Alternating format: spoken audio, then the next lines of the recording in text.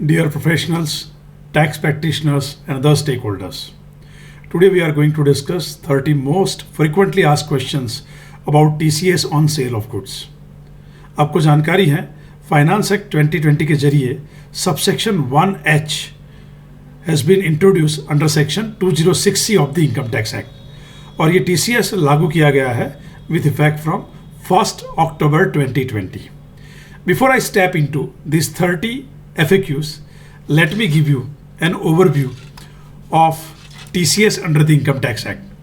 ध्यान दे, TCS income tax के लिए कोई नया कंसेप्ट नहीं है, ये पहले से ही इनकम टैक्स में मौजूद है और उसका सेक्शन है सेक्शन 206C, जहां सबसेक्शन 1 ये कहती है कि if you are a seller and if you are selling alcoholic liquor, tendu leaves, timber, forest produce, scraps, coal, lignite और आयरन और, तो आपको बायर से टीसीएस कलेक्ट करना है एट ए प्रिस्क्राइब परसेंटेज। और अगर बायर आपको पान या आधार नहीं दे रहा है तो जो परसेंटेज दिए गए हैं उसके दुगने या 5%, whichever is higher at that rate you have to collect TCS. उसी तरह सबसेक्शन 1C ये कहती है if you are a lessor और a licensor and if you are granting licence और lease in respect of parking lot, toll plaza, mine और quarry, तो आपको टीसीएस कलेक्ट करना है लेसी से या लाइसेंसी से at the rate of 2% of the contract value. और अगर वो पान या आधार नहीं दे रहा है then you have to collect TCS at the rate of 5%। उसी तरह सबसेक्शन 1F ये कहती है कि अगर आप सेलर हैं और आप मोटर व्हीकल बेच रहे हैं of A value exceeding 10 lakh, तो आपको बायर से टैक्स कलेक्ट करना है एट द रेट ऑफ 1%। अगर बायर पान या आधार नहीं दे रहा है then you have to collect tax at the rate of 5%। उसी तरह फाइनेंस एक्ट 2020 में सबसेक्शन 1G इंट्रोड्यूस किया गया था, उसके अंदर 2 सब क्लोजेस दाखिल किए गए थे। सब क्लोज ये कहता है कि अगर आप ऑथोराइज डीलर हैं और आप कस्टमर का पैसा इंडिया के बाहर रेमिट कर रहे हैं और अगर वो रेमिटेंस 7 लाख से ऊपर है तो आपको कस्टमर से टीसीएस कलेक्ट करना है 5%। लेकिन अगर ये रेमिटेंस एजुकेशन लोन को लेकर है तो इस सिचुएशन में 5% के बजाय आपको 1.5% से टीसीएस कलेक्ट करना है। और सबसेक्शन 1G में जो क्लोज बी दाखिल किया गया था, वहां अगर आप सेलर हैं और आप ओवरसीज टूर प्रोग्राम पैकेज बेच रहे हैं यानी आप फॉरेन टूर प्रोग्राम पैकेज बेच रहे हैं तो आपको टीसीएस कलेक्ट करना है कस्टमर से at the rate of 5% of tour program package price. और अगर कस्टमर पान या आधार नहीं दे रहा है तो in that case you have to collect TCS at the rate of 10%। और जो आज हम चर्चा करने वाले हैं सबसेक्शन 1H, वहां बताया गया है कि अगर आप सेलर हैं and you are selling any goods other than falling under subsection 1F and 1G, तो अगर आप कोई भी गुड्स बेच रहे हैं एक्सेप्ट सबसेक्शन 1 यानी liquor, tendu leave, timber, forest produce, scrap को छोड़कर, एक्सेप्ट सबसेक्शन 1F यानी मोटर व्हीकल को छोड़कर, अगर आप कोई भी गुड्स बेच रहे हैं तो आपको बायर से टीसीएस कलेक्ट करना है 0.1% ऑफ ए सेल कंसिडरेशन। और अगर बायर आपको पान या आधार नहीं दे रहा है तो in that case TCS to be collected is at the rate of 1%। तो this is just an overview of TCS at present under the income tax act. अब ये टीसीएस जब आया तो बहुत पब्लिक में बहुत एक खास करके बायर और कस्टमर में बहुत टेंशन हो गया कि सेलर हमसे टैक्स कलेक्ट करेगा और फिर गवर्नमेंट में जमा कर देगा और ये टैक्स हमारा गया गवर्नमेंट के पॉकेट में, हमें कहीं भी उसकी क्रेडिट नहीं मिलेगी। तो ये गलतफहमी से दूर हो जाए। ऑलरेडी सेक्शन 206C सबसेक्शन 4 ये कहती है कि जो टीसीएस आपसे कलेक्ट किया जाएगा it is deemed to be the payment of tax done by you. तो आप चिंता मत करें, अगर आपसे टीसीएस कलेक्ट कर रहा है सेलर तो ये आपका टैक्स पेमेंट एडवांस टैक्स जैसा ही माना जाएगा और उसका आपको क्रेडिट मिल जाएगा जब आप फाइनल टैक्स लायबिलिटी अदा करेंगे तब। जैसे एग्जांपल लेते हैं कि मान लो आपकी at the year and income tax liability बनती है 80,000 रुपये और आपका टीसीएस कलेक्ट हो चुका है 70,000 रुपये, तो आपको सिर्फ बाकी के 10,000 रुपये इनकम टैक्स जमा करना है। आपको 70,000 की क्रेडिट मिल जाएगी इनकम टैक्स के अंदर लाइक टीडीएस और एडवांस टैक्स। मान लो उल्टा केस है कि आपकी टैक्स लायबिलिटी बन रही है 80,000 रुपये और आपका टीसीएस कलेक्ट हो चुका है 1 लाख रुपए, तो आप चिंता मत करें, गवर्नमेंट ने भी क्लैरिफाई कर दिया है प्रेस रिलीज के जरिए कि इस सिचुएशन में आपकी टैक्स लायबिलिटी 80,000 है और टीसीएस 1 लाख है, तो आपको 20,000 रुपये का रिफंड मिल जाएगा और रिफंड के साथ साथ उसके ऊपर लागू इंटरेस्ट भी आपको मिलेगा।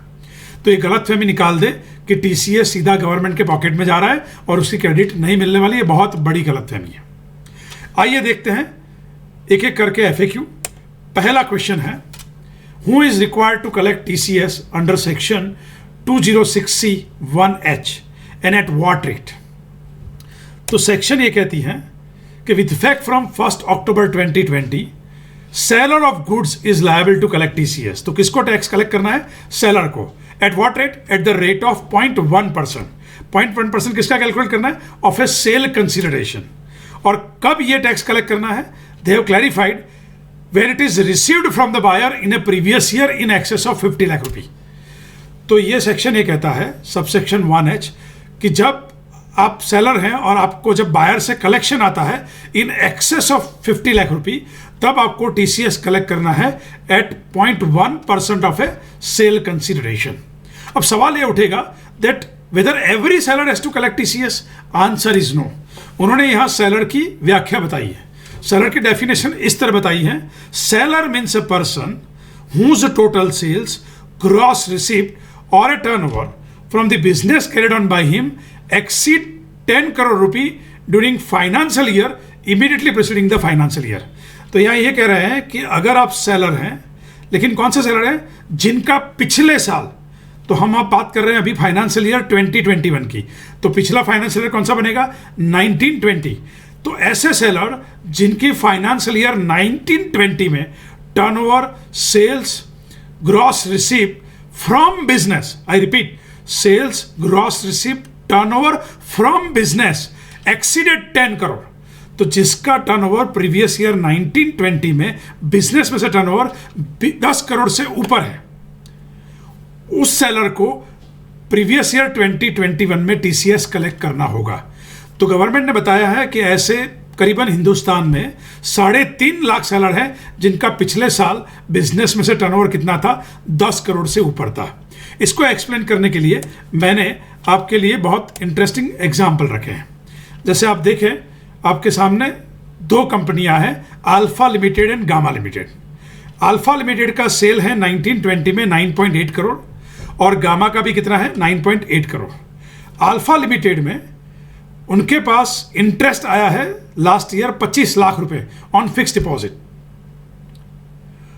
और उनका टोटल बन रहा है, अगर हम टोटल रिसिप्ट पकड़े सेल्स प्लस इंटरेस्ट, तो टोटल बन रहा है 10.25 करोड़, यानी टोटल हो रहा है 10 करोड़ से ऊपर।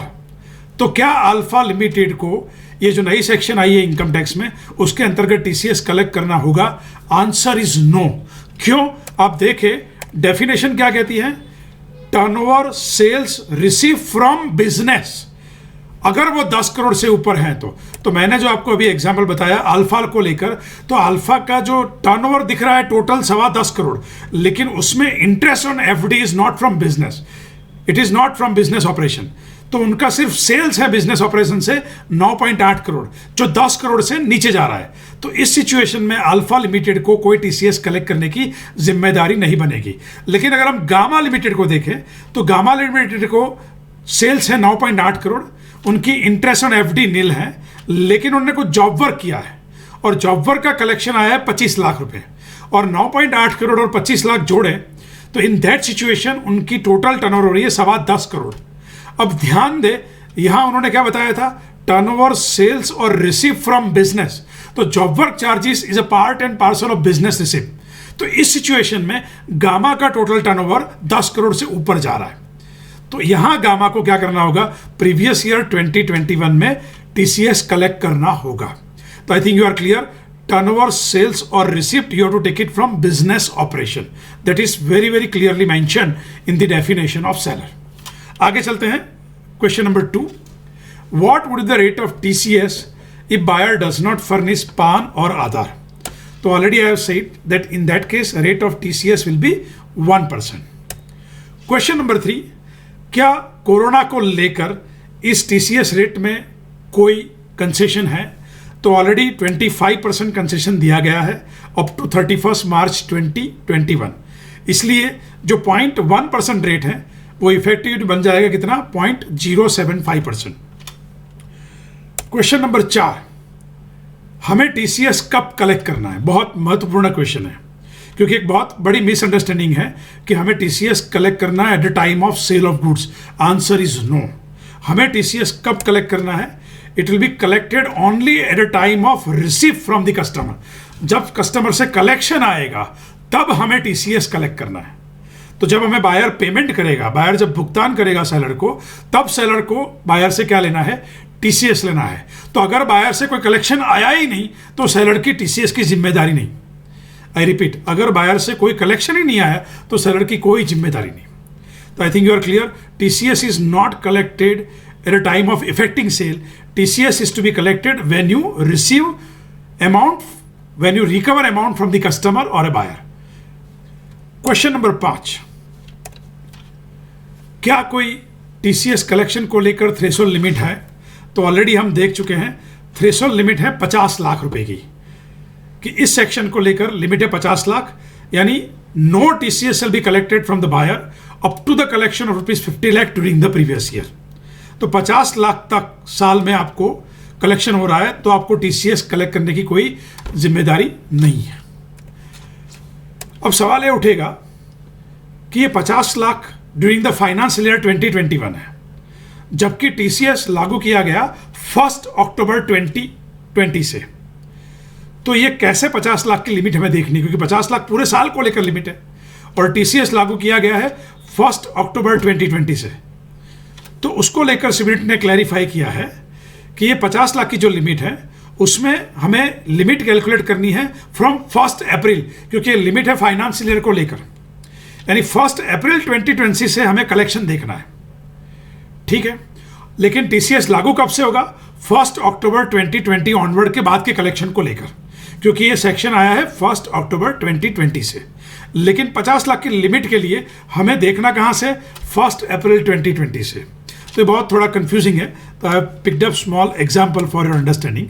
जैसे एक एग्जाम्पल लेते हैं कि मान लो आपने आपके बायर से, कस्टमर से ऑलरेडी 40 लाख रुपए कलेक्ट कर लिए हैं और ये कलेक्शन हो चुका है 1 अक्टूबर 2020 से पहले, और अक्टूबर 2020 के बाद मान लो 5 अक्टूबर को आपने बायर से नया कलेक्शन लिया 15 लाख रुपए। तो आपका टोटल कलेक्शन कितना हुआ? पुराना 40 लाख था अक्टूबर के पहले, और नया कितना आया 5 अक्टूबर को? 15 लाख। तो कुल मिला के हुआ 55 lakh.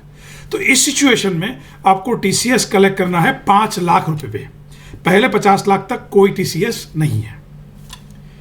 Question number 7, whether liability to collect TCS arises in respect of sale effected before 1 October 2020 and collection has also been received before 1 October 2020।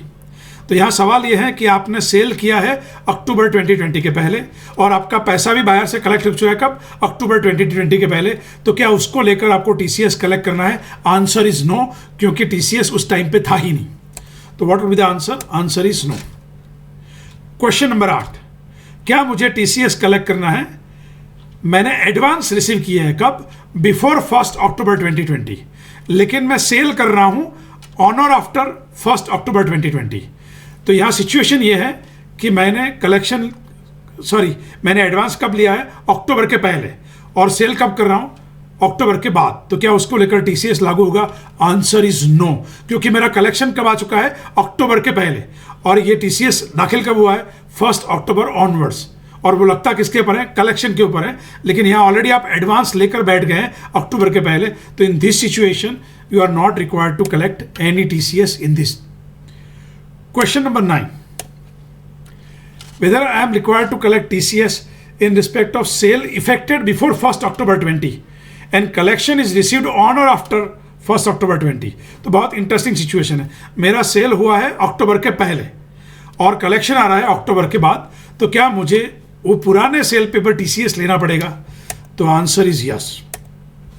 जैसे कि एग्जांपल लेते हैं, आपने गुड्स बेचा है जून में करीबन 88 लाख रुपए का, और आपका कलेक्शन आया है 60 लाख रुपए अक्टूबर में। तो in this situation you have to collect TCS on ₹10 lakh. In this situation you have to collect TCS on 10 lakh, क्योंकि आपका 60 लाख रुपए जो कलेक्शन आया है उसमें 50 लाख रुपए तक तो कोई टीसीएस नहीं लेना है, उसके ऊपर आपको टीसीएस लेना है। तो in this case TCS to be collected only on ₹10 lakh. तो यहां सेल हुआ है बिफोर अक्टूबर, कलेक्शन आया है after October. Question number 10, whether liability to collect tax at source arises for sale effected after October and collection is also received after October। तो यहाँ cell भी अक्टूबर के बाद हो रहा है और कलेक्शन भी बाद में आ रहा है, तो बट ऑब्वियसली यहाँ आपको टीसीएस कलेक्ट करना होगा। जैसे कि एग्जाम्पल लेते हैं, आपने सेल किया अक्टूबर 20 में 25 लाख रुपए के गुड्स का, फिर नवंबर 20 में और 45 लाख रुपए के गुड्स बेचे, तो पुराने 25 लाख और 45 मिला के आपको बायर से कलेक्ट करना है 70 लाख रुपए। अब मान लो जनवरी 21 में 70 लाख में से 55 लाख आए, तो इस सिचुएशन में आपको टीसीएस कलेक्ट करना होगा 5 लाख रुपए पे। ठीक है, 50 लाख तक कोई टीसीएस नहीं और कलेक्शन आया है 55 लाख, तो 50 माइनस करने के बाद जो बचे 5 लाख, उसके पर आपको टीसीएस कलेक्ट करना है। अब थोड़ा एजम्पशन लेते हैं, मान लो इसके अलावा 31 मार्च तक कोई और कलेक्शन नहीं आया, बायर से फूटी कौड़ी आगे नहीं आई, और जो बाकी 15 लाख थे 70 में से 55 आ गए, तो बाकी जो 15 लाख थे वो फाइनली आपके पास अप्रैल में आए, तो क्या आपको टीसीएस कलेक्ट करना होगा? आंसर इज नो, क्योंकि ये 15 लाख वो 50 लाख की लिमिट में आएंगे। ये 50 लाख की लिमिट हर साल के लिए, ये 50 लाख की जो लिमिट है वो किसके लिए? एवरी ईयर के लिए। इसलिए पहले 15 लाख जो आए आपके अप्रैल में, उसमें आपको कोई टीसीएस लेने की जरूरत नहीं है। Question number 11, whether TCS will be collected on advance. तो ध्यान दें, यहां उन्होंने इतना ही बताया कि TCS will be collected at some percentage on sale consideration. तो advance is nothing but towards what? Sale consideration. तो इन दैट सिचुएशन जब आप बायर से एडवांस भी लेते हैं तो उसके पर भी आपको क्या करना है? टीसीएस कलेक्ट करना है। क्वेश्चन नंबर 12, क्या ऐसी कोई सिचुएशन है जहां सेलर को टीसीएस कलेक्ट करने की जिम्मेदारी ना हो? तो बहुत सारी सिचुएशन है, जैसे कि पहली सिचुएशन है, अगर आप गुड्स एक्सपोर्ट कर रहे हैं तो फॉरेन बायर से आप टीसीएस कलेक्ट ना करें। उसी तरह अगर टीसीएस कोई दूसरी सेक्शन में कलेक्ट हो रहा है, जैसे हमने देखा सब सेक्शन 1 में टिम्बर, लीकर वगैरह या मोटर व्हीकल, अगर वहां कहीं टीसीएस कलेक्ट हो रहा है तो फिर 1H में टीसीएस कलेक्ट ना करें। फिर तीसरी सिचुएशन, अगर बायर आपका टीडीएस काट रहा है, अगर बायर टीडीएस काट रहा है तो उस सिचुएशन में सेलर को टीसीएस कलेक्ट करने की जिम्मेदारी नहीं है, बट कंडीशन यह है कि buyer must have deducted TDS. इसके अलावा आपको टीसीएस कलेक्ट नहीं करना है अगर आप गुड्स बेच रहे हैं सेंट्रल गवर्नमेंट को, स्टेट गवर्नमेंट को, embassy, high commission, consulate, trade representation, local authority, या अगर आप इंपोर्ट कर रहे हैं गुड्स इंडिया में, यानी जो फॉरेन सेलर है उसको इंडिया में टीसीएस कलेक्ट करने की जरूरत नहीं है। इसके अलावा central government will also notify subject to certain condition. उन सिचुएशन में अगर आपके कोई बायर हैं तो उनसे टीसीएस कलेक्ट नहीं करना है। तो ये सारी सिचुएशन जो मैंने आपको बताई, वहां सेलर को टीसीएस कलेक्ट करने की जिम्मेदारी नहीं है। फिर सवाल ये उठता है कि जब हम टीसीएस कंप्यूट करेंगे तो जो अमाउंट है सेल कंसिडरेशन की, क्या वो एक्सक्लूडिंग जीएसटी कैलकुलेट करनी है या इंक्लूडिंग जीएसटी कैलकुलेट करनी है? तो प्रैक्टिकली देखने जाए तो उन्होंने बताया 0.1% ऑफ सेल कंसिडरेशन। तो in that event TCS has to be collected on entire sale consideration and that is nothing but including GST. तो ऑल टैक्सेस, ड्यूटीज, चार्जेस जो भी हैं उसको इंक्लूड करके आपको 0.1% कैलकुलेट करना है। एक और सवाल बनेगा, क्या TCS would be collected on freight, insurance, royalties, other charges which is a part and parcel of the value of goods? तो आंसर इज यस, क्योंकि ultimately TCS is on sale consideration. तो in that case you have to calculate TCS on total amount including freight, insurance, royalty, other charges which is a part and parcel of sale of goods. फिर सवाल ये उठेगा, question number 15, क्या TCS collect करना होगा अगर buyer ने मुझे पेमेंट दिया है बाय वे बुक एडजस्टमेंट या बार्टर सिस्टम में हमने गुड्स लिए हैं, तो क्या उसके पर टीसीएस लगेगा? Answer is yes, because they have not return that consideration has to be only in the form of money, they only return sale consideration. तो sale consideration can be by of book adjustment और it can be by of barter system as well. तो in that situation TCS has to be collected. Question number 16. Whether TCS shall be refunded or adjusted in case of sales return or credit notes. तो CBDT ने clarify कर दिया है इस situation में TCS का refund नहीं होगा, क्योंकि TCS का इवेंट जो है वो कलेक्शन के साथ जुड़ा हुआ है। जब बायर से कलेक्ट करते हैं तब आपको क्या करना है, TCS कलेक्ट करना है। यानी बायर जब सेल्स रिटर्न करता है या उसको क्रेडिट नोट दी जाती है तो उस सिचुएशन में TCS पे कोई इंपैक्ट नहीं आएगी, आपको उसको रिफंड करने की जरूरत नहीं है। आपको कलेक्ट किया हुआ है वो गवर्नमेंट में जमा कर देना है। Question number 17, whether TCS shall be computed on the delayed payment charges or interest. कभी कभी कॉन्ट्रैक्ट में लिखा होता है कि अगर आप 30 दिन में पेमेंट नहीं देंगे तो आपको इतना डिलेड चार्जेस देना पड़ेगा या आपको इंटरेस्ट देना पड़ेगा। In my understanding it is nothing but extended sale consideration and therefore TCS has to be collected on such extended sale consideration. Question number 18, whether provision of TCS shall be applicable to supply of services. तो answer is no, क्योंकि TCS is applicable in respect of sale of goods only and services are kept outside the purview of this section. तो जो service provider हैं उनको शांति है, उनको अभी TCS provision applicable नहीं है। Question number 19, whether TCS is applicable in respect of second hand goods और when I am selling my capital asset. तो here they have written goods, तो goods does not make any distinction whether it is second hand और fresh. आपको TCS collect करना है। Good doesn't make any difference whether it is a capital asset और not. हाँ, लेकिन capital asset में अगर इमूवेबल प्रॉपर्टी है तो इमूवेबल प्रॉपर्टी जब आप सेल कर रहे हैं तब TCS कलेक्ट करने की जरूरत नहीं है, क्योंकि immovable property is not termed as goods. In order to be called goods it has to be movable, लेकिन immovable property are not falling within the meaning of goods. तो जब आप इमूवेबल प्रॉपर्टी बेचें तब आपको TCS collect करने की जरूरत नहीं है, लेकिन हमें जानकारी है कि इमूवेबल प्रॉपर्टी में जो बायर है वो TDS काटता है। आगे चलते हैं क्वेश्चन नंबर 20 को लेकर। Whether TCS shall be collected when fuel is supplied to non-resident airline. तो सीबीडीटी ने क्लैरिफाई कर दिया है कि इस सिचुएशन में जब आप नॉन रेसिडेंट एयरलाइन को फ्यूल सप्लाई कर रहे हैं तो आपको TCS कलेक्ट करने की जिम्मेदारी नहीं है। Question number 21, whether TCS shall be applicable on sale of electricity. Then electricity is nothing but goods. It can be stored, it can be transmitted, it can be transferred. So in that case, it is nothing but what? Goods. So TCS is applicable in respect of electricity company as well. Question number 22. Whether TCS shall be applicable on transaction carried out through various exchanges. Thank God CBDT has clarified that provisions of TCS are not applicable for transaction carried out through various stock exchange including commodity exchange. Question number 23.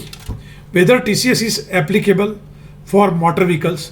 तो motor vehicles को लेकर already हमें जानकारी है कि एक section है और वो सेक्शन है 206C(1)(c). अब सवाल 206C(1)(f).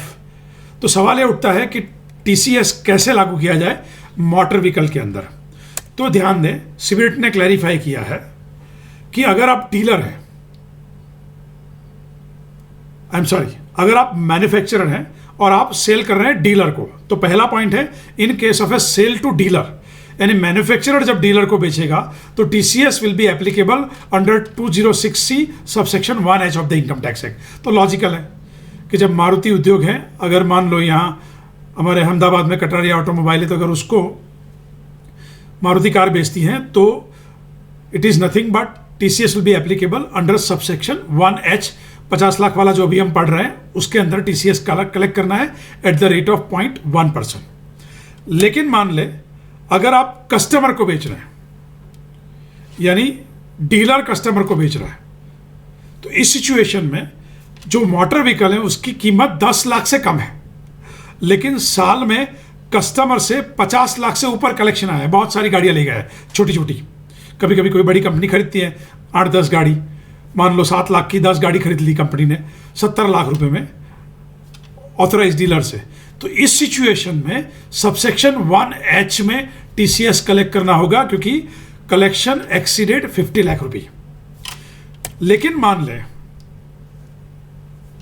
ले कि अगर डीलर कस्टमर को बेच रहा है कार, और कार की कीमत है या मोटर व्हीकल की कीमत है 10 लाख से ऊपर, तो फिर 1H लागू नहीं होगी। ऑलरेडी हम देख चुके हैं इस सिचुएशन में सबसेक्शन 1F लागू होगी और वहां टीसीएस कलेक्ट करना होगा 1% of sale consideration of motor vehicle. तो I think it is very clear, wonderful clarification issued by CBDT. Question number 24, by what time tax collected from buyer shall be remitted with the central government। तो कब तक हमें इसको central government में जमा करवाना है? तो it shall be deposited within 7 days from the end of month in which collection is made from the buyer। जैसे कि एग्जांपल लेते हैं, अगर बायर से आपने कलेक्शन लिया अक्टूबर में, तो आपको टीसीएस जमा करना है अगले महीने की 7 तारीख तक, यानी 7 नवंबर तक आपको टीसीएस गवर्नमेंट में जमा करना है। क्वेश्चन नंबर 25, क्या कोई मुझे टीसीएस के रिटर्न, जैसे टीडीएस के रिटर्न होते हैं, ऐसे हमें इनकम टैक्स डिपार्टमेंट को सबमिट करना है? Of course you have to submit TCS return in form number 27 EQ, और उसकी सारी डेडलाइन है। डेडलाइन इस तरह है, अगर क्वार्टर एंड डेडलाइन है 30 जून का क्वार्टर है तो आपको 15 जुलाई तक जमा करना है। रिटर्न 30 सितंबर है तो 15 अक्टूबर तक आपको 15 दिन के अंदर जमा करना है return. Quarter ending 31 December, then you have to submit TCS return by 15 January. और अगर 31 मार्च का क्वार्टर है, लास्ट ईयर एंड क्वार्टर है, तो आपको टीसीएस रिटर्न जमा करना है 15 मई को। Question number 26, by what time TCS certificate shall be issue to the buyer. तो हमने टीसीएस कलेक्ट किया, गवर्नमेंट ने जमा करवाया, क्या उसका सर्टिफिकेट इशू करना पड़ेगा? Answer is yes, certificate issue करना पड़ेगा और उसको हमें देना पड़ेगा 15 डेज के अंदर। 15 डेज कहाँ से देखनी है? Due date of furnishing quarter return. जैसे कि हम एग्जांपल लें, अगर आपका क्वार्टर एंड हो रहा है 31 दिसंबर 2020 को, तो उसकी ड्यू डेट कौन सी बनेगी रिटर्न फाइल करने की? 15 जनवरी 2020। उसके 15 दिन के अंदर, 15 जनवरी से 15 दिन यानी 30 जनवरी तक आपको बायर को टीसीएस सर्टिफिकेट ट्रेसिस से डाउनलोड करके इशू करने हैं। Question number 27, can buyer falling under 206C1H make an application for lower TDS or nil rate of TCS? तो क्या बायर फॉर्म नंबर 13 में एप्लीकेशन कर सकता है कि मेरा टीसीएस कम काटा जाए, कलेक्ट किया जाए मेरे से, या नील रेट से कलेक्ट किया जाए? क्या ऐसी एप्लीकेशन बायर कर सकता है? Answer is no, there is no facility under 206C particularly for subsection 1H। Question number 28, what are the consequences on the part of the seller if he failed to collect TCS or after collecting he failed to pay such TCS?